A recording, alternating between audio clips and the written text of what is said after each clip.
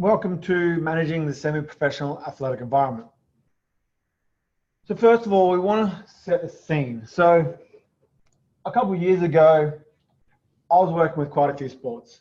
As you can see the screen here, I was working with rugby league, hockey, boxing, weightlifting, rowing, track and field, BMX, tennis, triathlon, and cycling. Now they're all different levels. Now, one of those sports I'm going to target specifically right now, which is hockey. Now, with the hockey team, I was working Division 1 to Division 5. Now, Division 1 is a top division. Anything above that is state or international level. We had half people in our squad wanting to play socially and half competitively. And so we only had about 3 people turning up to training from that division specifically. And that's pretty frustrating when you're at a top level in hockey and you're getting 3 people to training. Now, they had no repercussions because the girls from Div 2 didn't want to bump up and the coach didn't want to forfeit. So these girls could just rock up and play. So how do you go about dealing with that and then dealing with every other sport that you're going to have to deal with as well? That's kind of environment managing semi-professional system is like. So now we've got the environment down pat. Let's actually redefine what semi-professional sport is.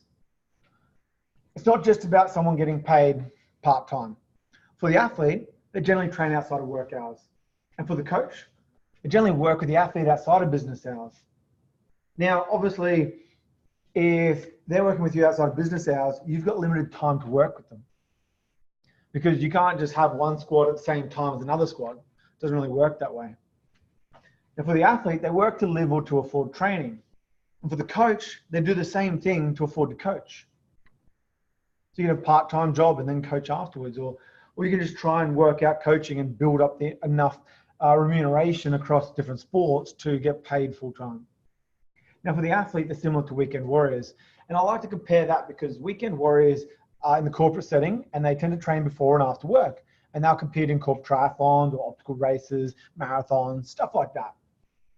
Now for the coach, they're similar to semi-professional athletes because the same thing, they're working to afford to coach.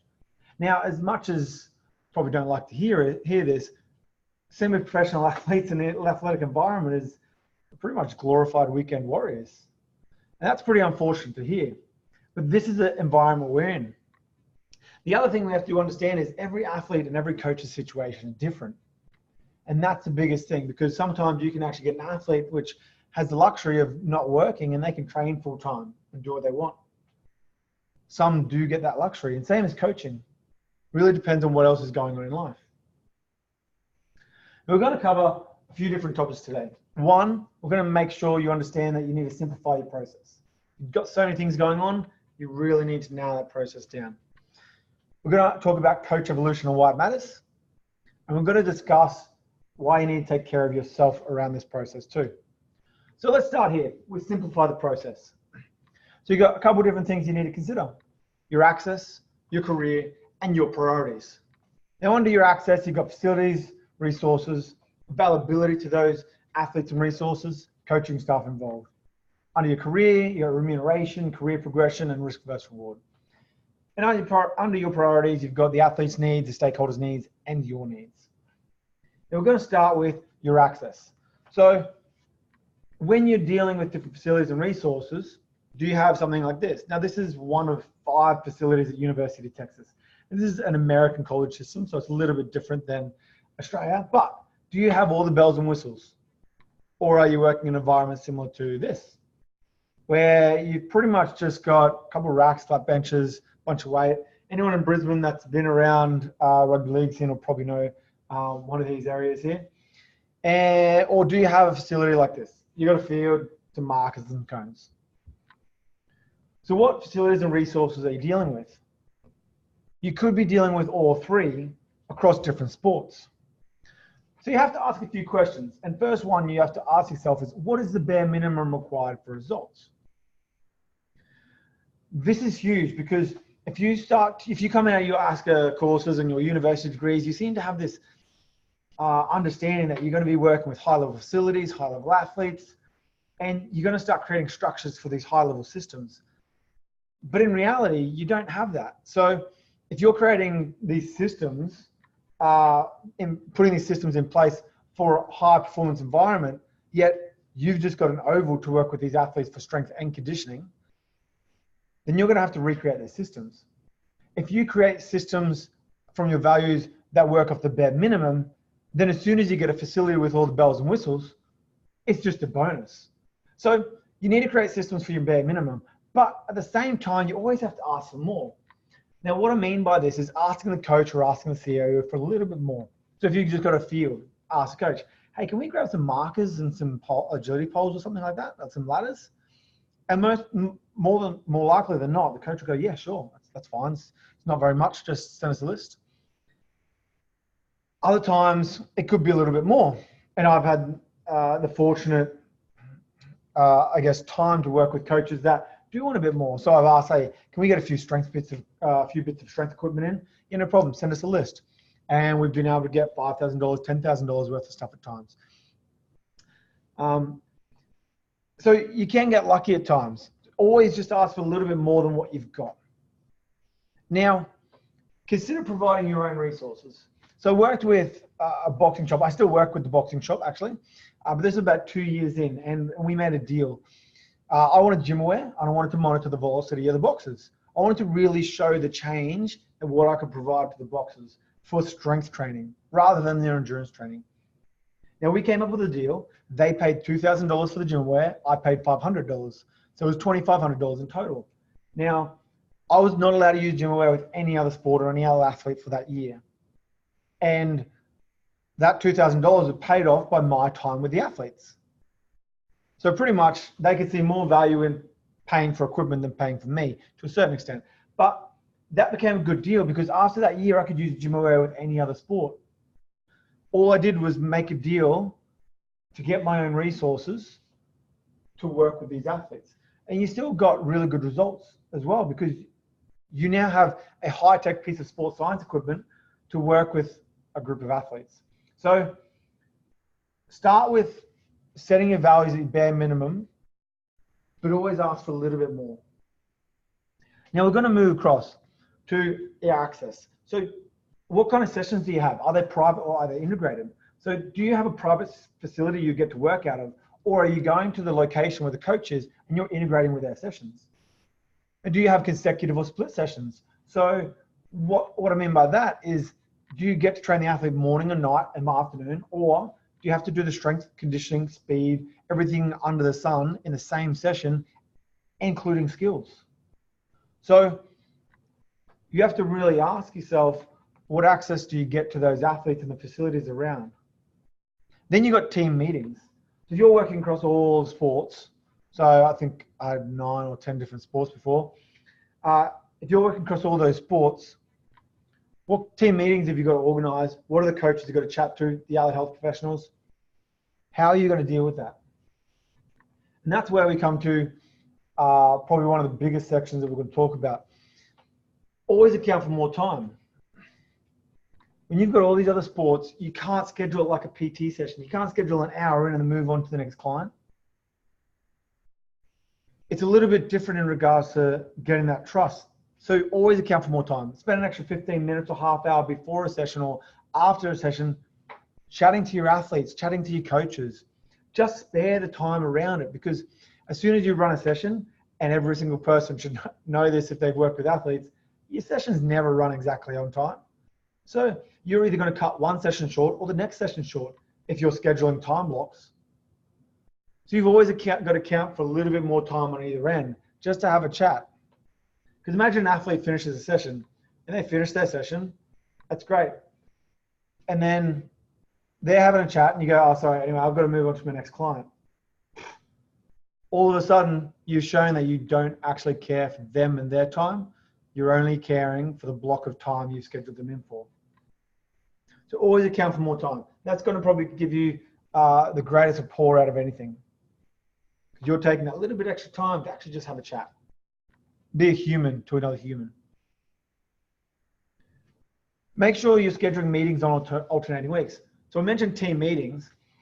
If you're working with, say, 8 different sports, and you're trying to schedule all those meetings on the one day or randomly during the week, you're blocking out time periods where you could have consistency across the week.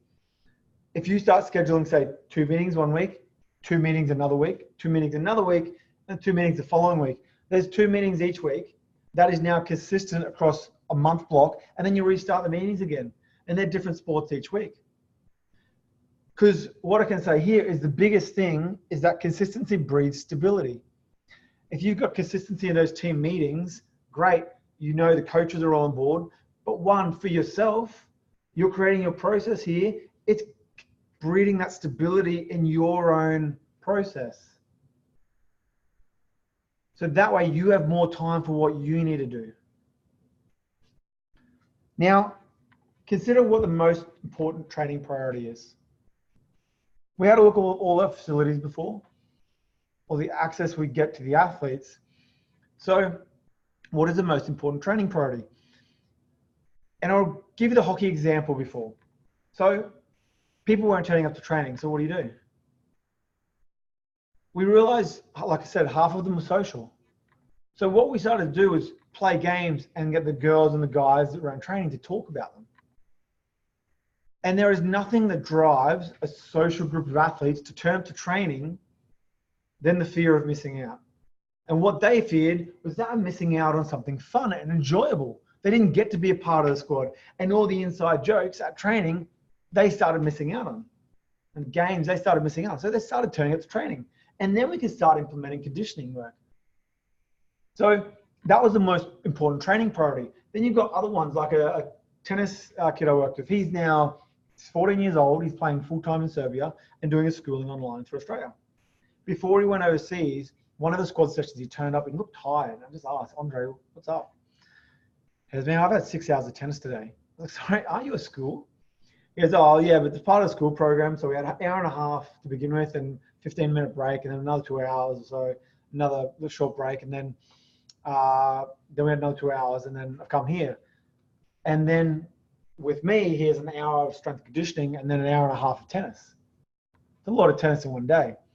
So my most important training priority then was just making sure he doesn't go up to a competitive level in that session and does his own thing.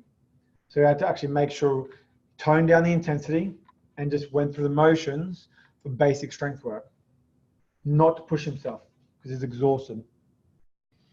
Now, everyone here would also know other examples like that. So with the hockey athlete I was working with, different team completely. So the parent came to me and said, oh, okay, so we want to work on speed with her. And I was like, okay, let's go across the schedule. Oh, so we've got our club training, which is 2 times a week. And then we've got school training, which is 2 times a week. And then we've got games. So we've got 1 game, which is school game. And then representative duties. And then we've got Div 1 and 2 on the weekend. She should be a Div 1 player, so we might be changing the squad, but because she's playing Div 2, then she's bumping up to Div 1, so she's got 4 games a week. She does some strength sessions with me as well. Right. And you want to build her speed. So my most important training priority there was actually making sure that you could integrate basic skills into warm-ups to enhance their speed and their basic technique. So consider what the most important training priority is, because when you have access to the facilities and resources and the athletes, sometimes it's not about the strength and conditioning at all. You have to consider something else entirely. And then you can start bumping up to your actual strength and conditioning work from there on in. Now, let's look at actual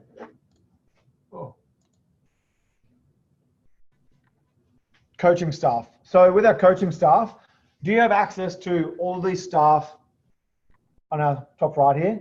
Doctors, physios, sports scientists, nutritionists? Or do you have access to just a coach? Or do you not get access at all? Do you not get to chat to the coach? Or do you have team meetings like the top left, or do they bump down all the way to the top right here? Now I can say across multiple sports, I've been a part of the meeting, all those kinds of meetings, basic social, more corporate, or more social. So at times even I've had a squad where you work with a coach, great. But because they don't have a specific physio, they'll go and see their own physio. So then you call in 4 different physios at a time to find out all these kinds of issues. And it becomes a time, I guess, time liability that you're trying to chase up all these other physios. So what do you actually do here?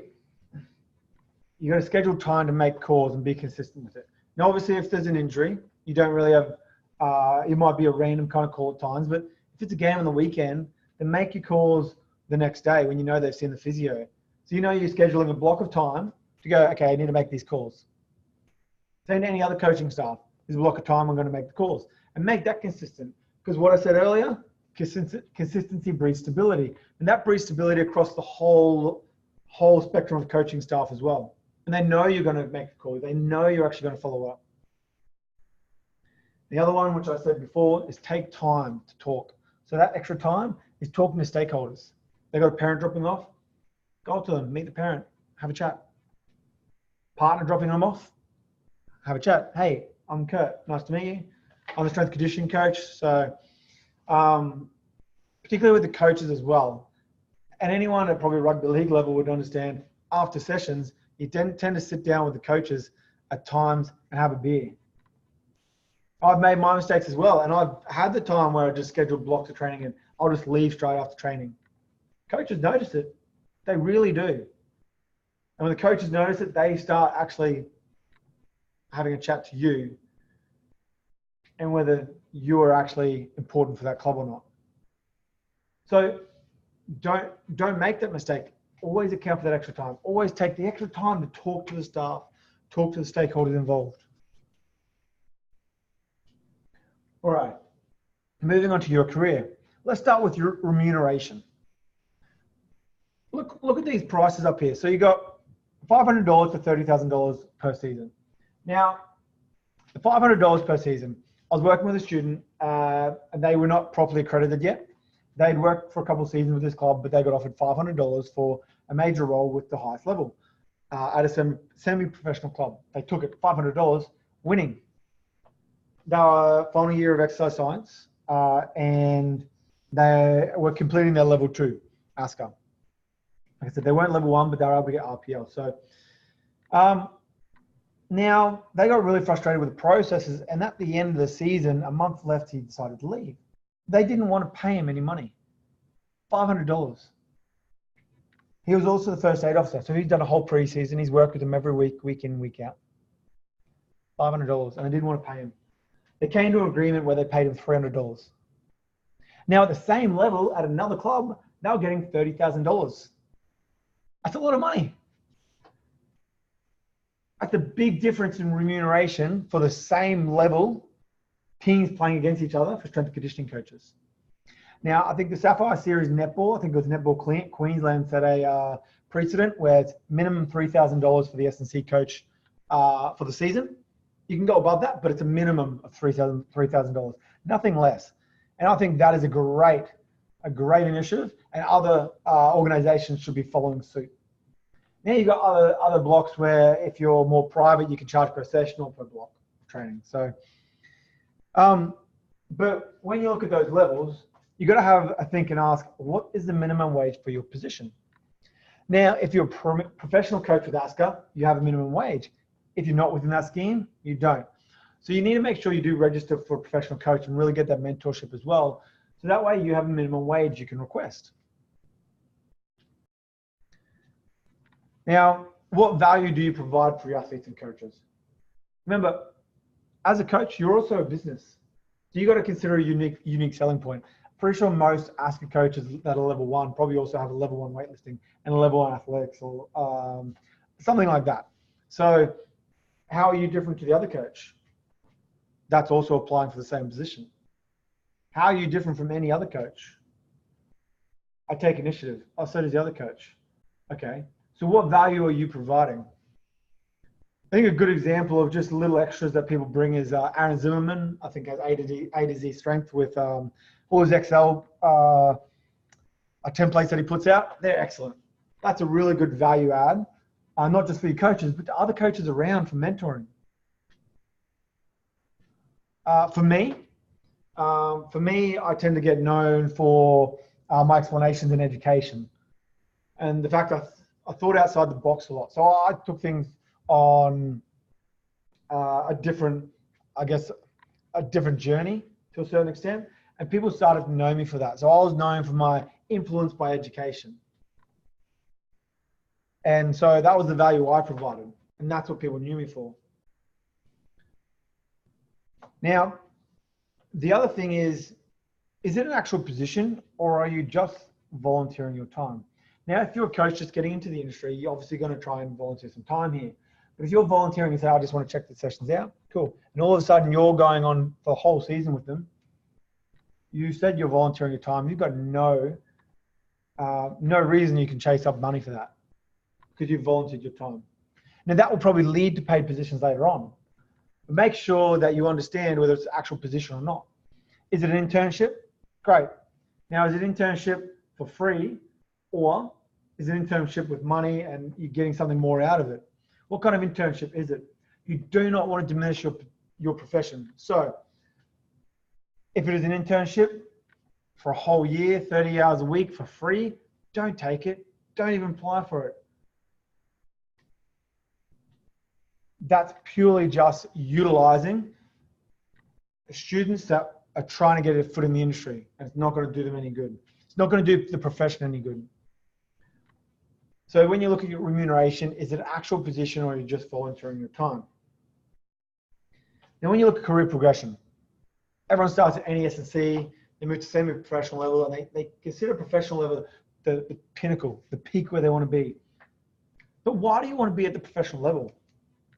What is the reason behind that? Did you just like a coach that you actually worked with earlier on? Did you not make it, so you want to make it yourself?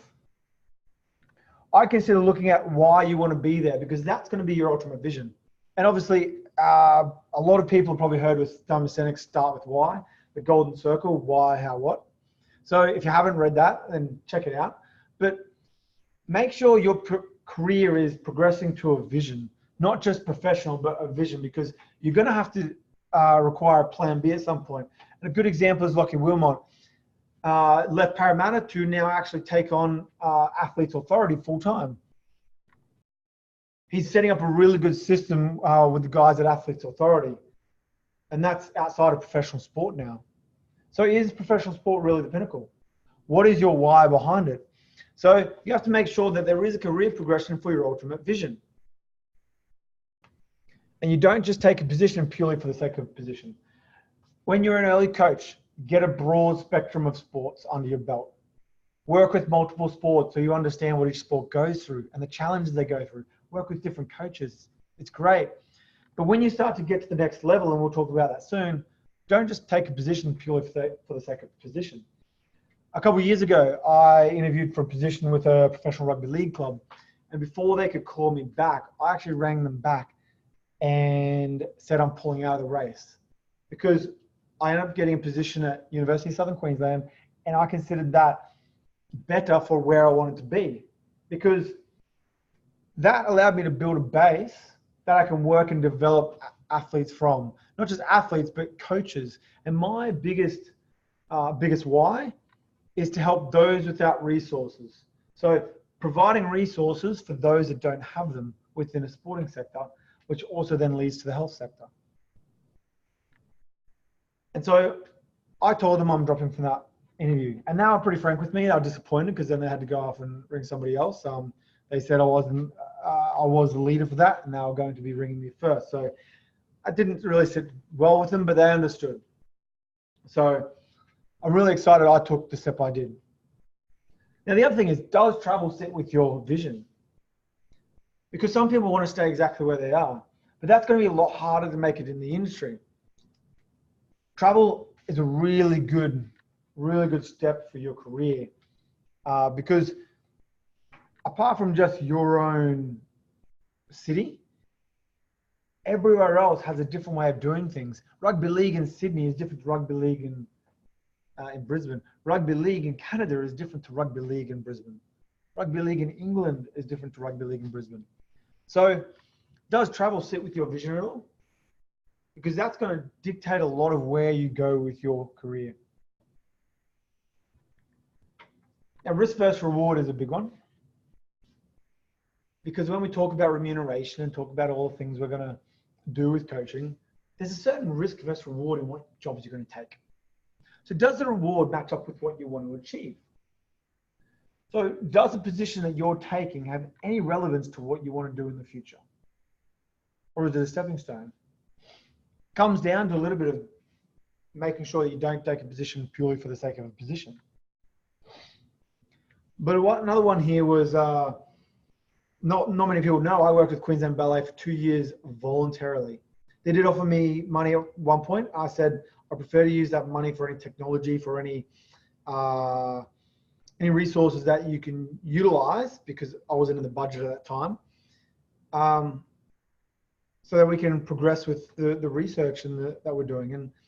And they did. And the best thing I got from that was that I pretty much, with some restrictions, got untethered access to trial different types of load monitoring across ballet dancers. And I've had chats with Tony Lewis, who's another SNC, who's an SNC who works with Queensland Ballet, about the struggles in the industry as well. But with Queensland Ballet, I worked there for 2 years, and I got a lot of reward out of that, because it has essentially enhanced my skills within sports science, load monitoring, and being able to come up with novel ideas on how to monitor load when you don't just have a regular piece of equipment and device to work off. And that didn't just help me, that helped the field. I was able to present at a dance conference overseas, and I had multiple companies across the world interested in the research that we did. Now, experience in one field doesn't dictate reward in another. And dancing is the perfect example. Professional level, people seem to understand that if you work at one professional club, you've got certain leadership skills, so you can work at another professional club. At semi-professional level, people don't seem to understand that. And if you're working across 8 sports and dealing with over 100 athletes at a time, do you not have the ability to say you're a good manager, if you're working with athletes successfully, a good manager and a good leader? Because that might be a hell of a lot more than sometimes you're doing at the professional level. It's just there's a little bit more at stake at the professional level. So you're under a little bit more pressure, a lot more pressure. But if I went from rugby league, semi-professional level, I said, I'd expect a little bit more reward out of the ballet, thanks. That's not going to fly. Does what I do matter to the ballet dancers? Not at all. So if you're trying to then barter, then experience in one field doesn't dictate reward in another, and understand that as well. Understand that what you do does matter, but consider it just another aspect of how you can assist, rather than trying to demand from that. If you accept a position, be present always. Don't go and sit on your phone if your job's done. I've done that as well. Like Jeremy Shepherd said earlier in one of his talks, that you make excellent mistakes. Make sure you make excellent mistakes. And that's what I've done. I've made mistakes and I've learned from them. But if you accept a position, be present always. We had a netball squad come and do some testing with the university. And we had students with them, and different students have different hours they complete. And so there were some students with the netballer, and there's a second or third testing now coming in for. I said, oh, how's students going? Oh, we're on the third one. Yeah. I was like, oh, okay. Oh, that's right. They only have 16 hours. Has none stayed with you? Oh, no, they do the 16 hours. They kind of leave. All right. Is the student coming today? Oh, yeah, they're here. Where are they? Oh, they're over there on their phone. They're on the phone back to me, back to the whole squad, doing nothing. Now, if I saw that as a coach and this person was coming in to volunteer, I'd ask them to leave. Now, make sure that when you're around and you're trying to get work experience, or you're trying to actually get your foot in the industry and progress, you are there, you're present, you're asking more, you're working with the coaches, you're getting involved. Make sure you're present always until you leave. And it goes for people in your life as well, but we'll discuss that later. So let's talk about your priorities. One of the best things I've seen is this. This is from Tani and Lindsay Beester from the Gold Coast Weightlifting Club. Here's everything you could possibly think of. A 360-degree athlete. If you're dropping 10% in one area here, it's going to affect the rest of the chart. At the same time, the rest of the chart will affect that 10%. So this encompasses every athlete's needs. Now, when you're thinking of all these needs, you have to consider creating processes and templates for each and every component. Why? The thing is, you have to remember, you're not a sport coach. You're a physical performance coach. You're a development coach. You're a strength and conditioning coach. You're building the physical qualities of the athletes. So even though you're working with different sports, you're still working from the same foundations. So make sure you create processes and templates for each and every component, because that's going to transition well across all other sports. And you're just going to have to start to modify a little bit rather than create new templates each new sport you work with. So like I said, that consistency builds stability. Now, if you've got consistent processes that you're dealing with, that you're working with, you've got consistent templates that you're working with, then you've now got a stable base to work off when you start a new sport. Now, does the process match the stakeholders? And make sure you're communicating at all times. So working with Rugby League squad a few years ago, I was lucky enough to have 6 students with me, 6 university students. And we had on board the coach to do this as well. So we got all this testing done every single week. We had a really good baseline for the whole preseason. And we didn't really mention to the coach any further after the preseason. We'd spoken about it, how we do it through the season and track it. He said, yeah, that's cool. But we got all this good data, and it came to the season. He goes, oh, cool. So you guys going to stop now? Oh, no. So we've got another baseline. So we're going to do it once a week now. He goes, I don't really want that. So no, you can scrap that. We're not going to do that anymore. Oh, okay. He goes, yeah. So students aren't really needed anymore. We won't worry about it. Okay. So I had to change my whole process in that respect. Now, that's where your process hasn't matched with the stakeholders. There hasn't been clear enough conversations or clear enough guidelines for the coach to actually understand what's happening. But at the same time, you got to make sure that process is matching with the stakeholders. Maybe he thought you're just doing some testing just to help the students out rather than helping the athletes out. He was under the belief that, no, he knows what the athlete's going to be like regardless. But he's just getting some numbers behind it as well. So making sure the process matches with the stakeholders is important. The other thing is making sure that you can gamify the athlete's needs. So are you just going to push them by actually telling them you should be higher, you should be better, you should be faster? How about you actually provide a reward? Now, reward-based training works really well. Eventually, you want to taper that reward, so that's another conversation altogether. But gamify the athlete's needs, where it could be if you're doing your sessions well and intensity is high, then you get games at the end of the week. It doesn't have to be games. If you're doing everything well, you're going to take the washing home for everyone else for the rest of the week, particularly the socks. So gamify the athlete's needs. You could actually put it into a whole chart where every single different process has different numbers. And if you're above the line, below the line, you get different rewards. But that's a big one to make sure the athletes are on board. They're competing for something. Their athletes are competitive. So make sure they compete. Let's discuss stakeholders' needs for a second. So talk to coaches, physios, doctors before the season starts. Again, I'll use rugby league as an example. I've worked with rugby league for quite a few years, apart from other sports as well. But this one was when I was told I had an S&C gig. I was like, fantastic. Spoke to the CEO about this. Get to the preseason, set up everything, what I'm going to set up. I get told I'm going to meet all the other coaches on the night. Fantastic. Awesome. Turns out I wasn't the strength coach. There was another strength coach, and he was doing his own programming. And I had no say in that. Oh, okay. Turns out I was a conditioning coach and I could just utilize anything else I wanted to do on the side. I wasn't allowed to integrate weightlifting. I had to stick with their schedules. Yep. I didn't really have a say in anything. So I wasn't really head S&C. I was just pretty much just a conditioning coach. And how many other coaches have dealt with something like that? So before the season starts, make sure you're talking to the other coaches. Make sure they're all on board. I'm not saying you dictate everything, but make sure you understand what's going on. Because stakeholders' needs matter. But what does each of them require and how can you integrate? So in regards to what they want for the athlete, they might go, okay, you know what, I want an hour and a half, so you get half an hour beforehand. When we were talking about access earlier on, asking for more, ask for a bit more time. Can the athletes come in a little bit earlier and we'll start at 45 minutes, or can I just get an extra 15 minutes?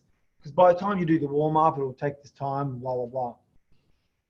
Just ask a little bit more so that way you can get that bit more time, but make sure that you cater to what everyone needs, particularly if you're dealing with physios and coaches. What do they need? What do they want?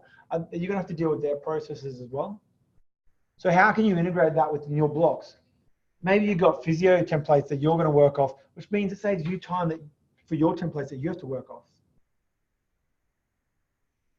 The other one here is be the last person to leave, but be active till then. Your strength block is finished or your conditioning block is finished. Don't just sit down. Stand next to the coach, work with the athletes, integrate into the sessions. Now, we understand this level of sport, there are a lot of volunteers involved. So if you're not the last person helping out, packing up everything, then someone else is. The same thing goes with every other business that you work together. So work together to get things done quicker. Right, and we've got to cover your needs. So this is where the rest of the presentation goes into a little bit. So you have to understand work-life balance is cyclic. So don't keep working that red zone at the 90% mark, 90% work, 10% life. What time do you require for yourself to fill your cup? Now that's an important one. And that's what we're going to go over later in the presentation. And are you present with people outside of sport? So that 10% you're outside of sport, are you present right there? Or are you thinking about everything you have to do? Because that's not being present with the people in your life, and that's going to lead to burnout. So when we're talking about your access, your career, and your priorities, you pretty much sum it up really, really simple in creating those basic processes. You simplify your process. Always ask for a little bit more. Make sure you're aligning your vision, and there's a why to the reason you're doing things. Don't diminish the profession, and make sure that you're actually filling your own cup on top of considering other needs around you. So let's move on to the stage of evolution dictating your priorities. So here we start at voluntary, new coach, moving on to a take what you can get kind of coach. Then you move on to compromising before you're at a level that you can negotiate. So at voluntary, you're about a 90-10 work-life balance. So 90% work, 10% of life. You're trying to volunteer here. Now, if you're a voluntary coach, what say do you have? 0 to none. So what you want to do is be present, listen, and engage. Talk to the athletes, talk to the coaches, get involved. Hey, can I jump in that session here? Yeah, no problem. Jump in and do the fitness with them. You're going to now gain rapport with those athletes because you're pushing with those athletes. If you're pushing with those athletes and getting involved, nothing speaks volumes to a coach than rapport with the athletes. Be present, listen, and engage. That's your first step as a voluntary coach. And then you've shown what you can get, what you can do. So suddenly you've got a position. When you get that position, you can't just walk around anymore. You need to take charge. Now, it seems like you might think military style, take charge because you're head S&C. I believe it's a little bit of reverse. On the first level, you need to learn to take charge. You've been given a little role. So that means you're making decisions. Take charge of those decisions. At the same time, you're going to lead by example, but you're going to ask for more as well. Okay, coach, what else can I help with? Okay, you can help with this. Fantastic, thank you. Always ask for more, but show them why you're there as well. Now, like I was talking about, don't diminish the profession. So don't just do everything that you possibly can and burn yourself out. Don't just run around after a coach. Do your job, direct, lead, then ask for a little bit more. Now, showing coaches why you're there. So this little chart up here is a demonstration of showing why I did what I did with ballet dancers. I've got the charts up there to show different intensities in their jumps and rotations, and a little graph to show what it actually does. So that was showing why I did the ballet research and what it can actually become. At this stage, you're probably at an 80-20 work-life balance. So you're starting to learn a little bit about what work-life balance is, but you're still at 80% work, 20% life. Now moving on to compromising, bartering for more.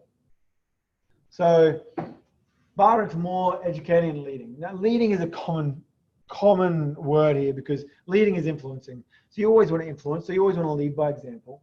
Don't just assume you know everything. And as we know, we get to a certain stage in our career and we think we know everything. Reflect and you realize you know nothing.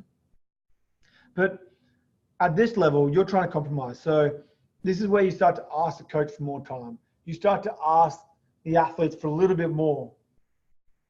So you're trying to get more out of them. Okay, so with the rugby league, women's rugby league squad, I was working with last year. I was told I get the half hour beforehand to run some strength and conditioning. Half hour to run strength and conditioning. Hey, can the girls turn up at like 7, 7:15? Because then we get an extra half hour to 45 minutes with them. Oh yeah, ask the girls. Sweet, ask the girls. Yeah, no problem. 7 to 7:15, got the girls there. We ran through strength and conditioning sessions before they actually completed their skills. Simple as that. I just asked for more. And that became a bartering situation. Now, same thing is wages. Think about wages, you're compromising. Alrighty, they've offered you $3,000 for the season. I've got to consider the travel on that as well. Can I get 3.5 out of that? Just a little bit extra? It's either a no or yeah, let's see what we can do. So compromise a little bit there. That'll go either way, but compromise. Now you're trying to, hopefully by this point, you're learning a little bit more about work-life balance. Moving forward to negotiating. You're at the stage where you can start negotiating. Now I put a suggested course up here, which is brought in by Brett Bartholomew. Now we are coaches, so we should know how to deal with people by this time. But we're not always reflecting. We're not always being present in what we're doing because we're still focusing on so many other sports and so many other athletes, and it's exhausting at times, isn't it? So you're going to lead, delegate, and integrate. At the stage where you're negotiating, apart from actually saying, here's my standard, okay, if I don't get this wage, sorry, I'm out. You're actually back at your first level to the voluntary. That might seem counterintuitive, but you should be working with other coaches now. You should be able to delegate tasks to them, which means you can then jump in their sessions. You can actually work around, monitor the coaches, monitor everything around the situation. It's not like a high performance manager per se, but you're now able to get a little bit more free time to monitor everything around and then become that influencer, the person getting around the session a bit more. So you're going to lead by example. You're going to start to delegate tasks around, even to coaches and even athletes. Then you're integrating within that session again. So you've gone from lead and integrate from the beginning up to managing and compromising. And then negotiating, you've gone back to the start. So it's quite funny how it works like that. Now, at this point, you got to ask a few things about what you bring to the coaching table, because when you're at this level and you're negotiating, what do you bring? Well, why are you negotiating? It's not just your time. It's not just you've done a degree. What did your experience tell you? What are the results giving you? What kind of KPIs have you got in the background? But when we talk about that, you have to understand that you are your own brand. Again, you're a business. If you're a coach, you're a business. And that's important to understand. If you're a coach, you're a business. So what value are you providing? Like I said, I was an influencer by education. I got the nickname Guru from multiple clients because I educated. I was a teacher. It wasn't because I was all-knowing, what some people think the word guru means, but they used the word guru because I was a teacher. So that's what I was known for. Now, at the same time, through all these steps and progressions, we're always talking about doing a little bit more work, do a little bit more work. We've got to the point where we're actually diminishing our profession. So don't just do work for the sake of doing work. Do work because it's meaningful. Take the extra time because you want to spend time with the athletes. Don't diminish the profession and make it an expectation. You are representing the profession. So make sure you understand that. Then moving on to taking care of yourself, because otherwise you can't take care of your athletes. We all know the filling a cup analogy. Now, the funny thing is, there's a lot of studies that have been undertaken on burnout, athlete burnout, coach burnout. And what they found is that you need to have a means to an end and not make sure that what you're doing is an end in itself.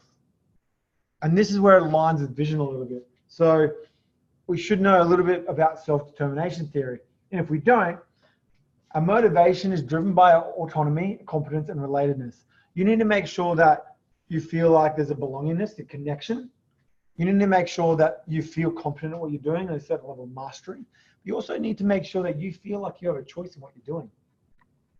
And that depends that will essentially dictate where you are on the motivation scale, whether you're intrinsic motivation or a motivation. So self-determination theory has a lot to do with burnout, and that relates to your why. So go back to Simon Sinek's golden circle. So that's really important to understand. Now, I'm not going to go into too much of that because we get into psychology, but what we will go into is your 3 priorities I mentioned. Those 3 priorities: athletes' needs, stakeholders' needs, your needs. They run in a different order, whether you're managing or leading. So if you're leading, athlete comes first. If you're managing, you come first. What does that mean? The next slide tells you in the best way possible. So you need to be able to manage your processes first. You're organizer, quality control, hard worker, fighter. So you're a stabilizer and producer, managing your processes. If you set your processes down in a stable way, then you've got more time to then engage with an athlete. Then you can actually be a we-focused person. You can actually build rapport. You can actually become an innovator because you've got more time now. Now, obviously, in the early stages, we haven't built up processes yet. So what we can do is take time to influence the athletes in a way that we're not managing anything. We're influencing in a way that we're just building rapport, becoming their friend. Now, talk about that in a second because there's boundaries with that. But there's an integrative process. If we go back for a second, it's an integrative process. Manage yourself, which means you've got more time to lead the athlete. You come last in leading because you need to make sure that it's an athlete focused. You're going to work around stakeholders and coaches and then lead yourself last because you've got to manage yourself first before you manage your athletes. If you don't manage yourself, you can't manage your athletes. And I can tell you, you can try and do it the other way around. I can tell you by experience, it doesn't work because you burn yourself out. You suddenly realize, and this sounds really bad and poor at times, but suddenly realize you're getting up at 4 a.m. just to go straight out to work, getting home at 9 p.m. and coming straight to bed. Some days you go, I actually forgot to shower at times because I was just hectic. One week, and this sounds horrible one time, I would never wish this upon anyone. I had 72 bookings. I said bookings. I didn't say clients, bookings. That meant I could have an hour block, a half-hour block, great. I could have a squad. I was dealing with over 100 athletes at a time, but 72 bookings. That's horrid in a week. So that was more than 72 hours. So I was exhausted. So manage yourself first because that's going to allow you to manage the athlete later. But always influence first. Be present with the athlete when you're there. And that's going to make a big difference if you manage yourself first. So this is a really good example of management versus leadership. And the 2 terms get thrown around a lot. And they're integrative. You can't just be a manager or just be a leader. You've got to be both. Last thing I'm going to cover. Be part of the tribe. Be part of the family. Whether it's an individual athlete or a team, nothing will bring everything together like being part of that family. You're going to be a friend, but you've got to set boundaries there. So if you're dealing with multiple sports, say, all right, guys, you can contact me whenever you want, but it may take me about 24 hours to get back to you because I do work with 8 other sports. So just make sure of that. But otherwise, feel free to message me at any point, email me at any point. Make sure they know they can call on you. Because the thing is, you're calling on them at times as well.